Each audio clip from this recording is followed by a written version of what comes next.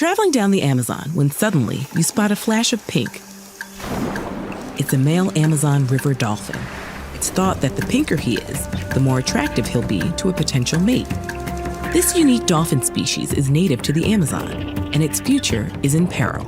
As of 2022, humans have deforested 17% of the Amazon, and scientists warn that we may be approaching a tipping point when enough of the forest is lost that large swaths of the ecosystem die. It's like removing bricks from a house. Take one or two, and the house will keep standing. But remove too many, and the whole thing will start to cave in. What happens in the Amazon affects the rest of the planet. To explore this relationship, let's examine what would happen if the entire Amazon disappeared. The Amazon is sometimes called Earth's air conditioner.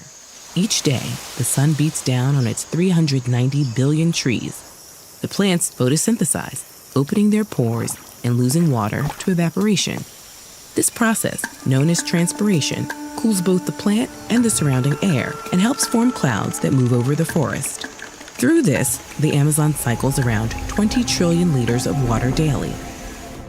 If the rainforest disappeared, there would be little transpiration to feed the rain clouds. The heat from the sun would radiate back into the atmosphere, forming chimneys of hot, dry air.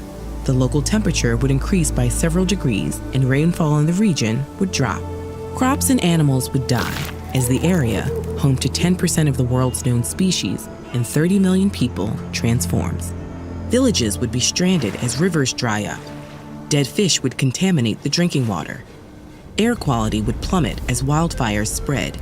In fact, we've already started to see this during recent droughts.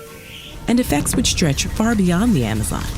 Air circulates around the planet, so any change in temperature or pressure in one region can influence currents and winds thousands of kilometers away. These effects are hard to predict. Some models estimate that losing just 40% of the Amazon would reduce rainfall in the agricultural center of Argentina, over 3,000 kilometers away. The complete disappearance of the rainforest and its water cycle could cause 50% of the snowpack to melt in the Sierra Nevadas, and a 20% reduction in rainfall in the coastal Northwest United States. California's Central Valley, which grows a quarter of the U.S.'s food, could face dwindling water supplies. We'd lose one of the world's largest natural carbon sinks. Some scientists estimate that temperatures worldwide would rise an additional 0.25 degrees Celsius above current climate predictions. And while that might sound small, even a slight rise in global temperature can increase severe weather events and habitat loss. It's a tragic irony that part of what makes the Amazon so valuable is also the source of its destruction. By some estimates, exploiting the Brazilian Amazon for farming, cattle ranching, and more generates the equivalent of up to $98 billion annually. Yet, by stopping deforestation and practicing fire management and sustainable agriculture, some researchers predict the region could generate even more wealth than it currently does. So, how close are we to reaching a tipping point? We probably won't know until it's too late. So far, the Amazon has remained resilient, but its very existence relies on transpiration from trees to keep water cycling through it.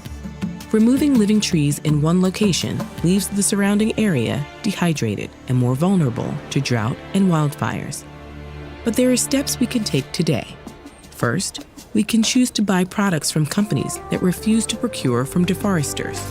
Studies have shown that planting new trees can help restore the forest water cycle, though it takes a long time for them to capture as much carbon as an old-growth tree.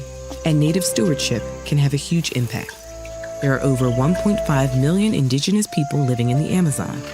From 2001 to 2021, portions of the rainforest that weren't managed by native people emitted 270 million metric tons of carbon to the atmosphere thanks to deforestation and burning.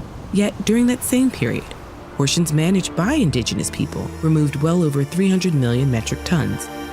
The rewards of protecting the Amazon benefit all of us, but the impact of destroying